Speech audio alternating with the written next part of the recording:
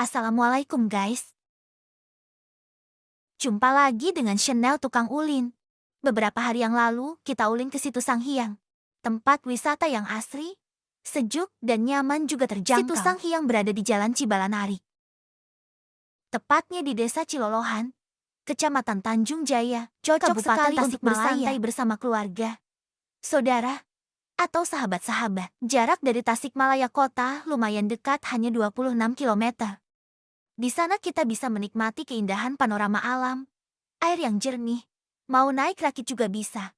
Dan bagi yang hobi mancing juga bisa. Situnya juga tak pernah surut airnya, walau kemarau melanda. Begitu kata orang-orang di sana. Ada sedikit cerita tentang Situ Sanghyang guys. Dikutip dari salah satu media online, Kabar Singaparna.com, bahwa Situ Sanghyang sudah ada sejak zaman Kerajaan Mataram kuno. Wah, berarti sudah lama sekali ya guys. Konon ceritanya, zaman dahulu kala, ada seorang anak raja dari perkampungan Saunggatang. Anak raja itu begitu sombong dan angkuh. Suatu ketika, anak raja yang tidak diketahui namanya itu mendengar ada seorang wanita kembang desa. Si pemuda itu sangat ingin menikahi wanita itu. Diutuslah pengawal-pengawal untuk menjemput wanita itu dan membawanya ke istana. Akhirnya, diadakan pesta pernikahan selama 7 hari, 7 malam. Tak disangka, wanita itu telah bersuami. Ketika dia dijemput pengawal istana, suaminya sedang berkunjung ke kerajaan Mataram. Suami wanita itu bernama Resi Galunggung. Ketika dia pulang ke rumah, sang resi tidak mendapati istrinya di rumah.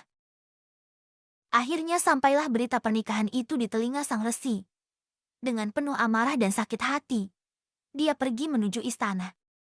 Sebelum resi menuju istana, dia merubah wujudnya menjadi budak burik atau anak kecil yang sangat hitam, sehingga orang-orang tidak mengenalinya. Sampai di istana, si budak burik sontak saja disambut oleh puluhan anjing yang terus-menerus menggonggongi dirinya, hingga membuat kegaduhan di istana. Para pengawal akhirnya mengusir budak burik itu, tapi tak berhasil.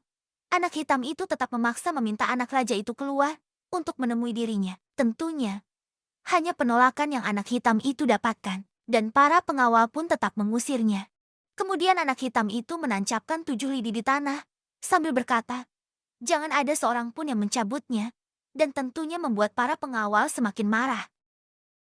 Tanpa menghiraukan ucapan si anak hitam itu, para pengawal istana pun mencabuti lidi-lidi itu. Tapi tidak ada yang berhasil, malah para pengawal itu yang masuk ke dalam tanah.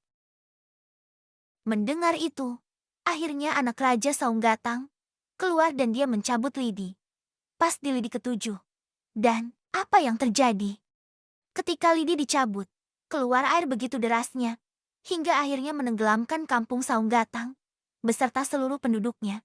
Dengan penuh marah dan sakit hati, Resi Galunggung bersumpah bahwa semua orang-orang yang tenggelam akan menjadi ikan. Begitulah terjadinya Situ Sanghyang katanya guys. Dan kampung Saunggatang, konon katanya, berada di dasar situ. Benar dan tidaknya, entahlah, masih jadi misteri.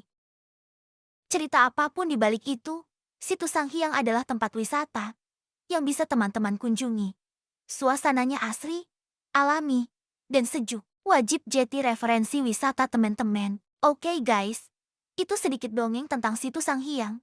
Semoga bermanfaat dan menambah pengetahuan kita tentang tempat-tempat wisata yang ada di daerah kita ya. Terima kasih untuk teman-teman yang selalu menonton video-video kita tentang ulin dan kuliner.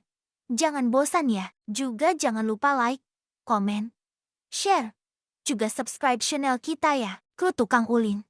Semoga teman-teman disehatkan, dilancarkan rezekinya, dan dimudahkan segala urusannya. Amin. Kita jumpa lagi di video-video kita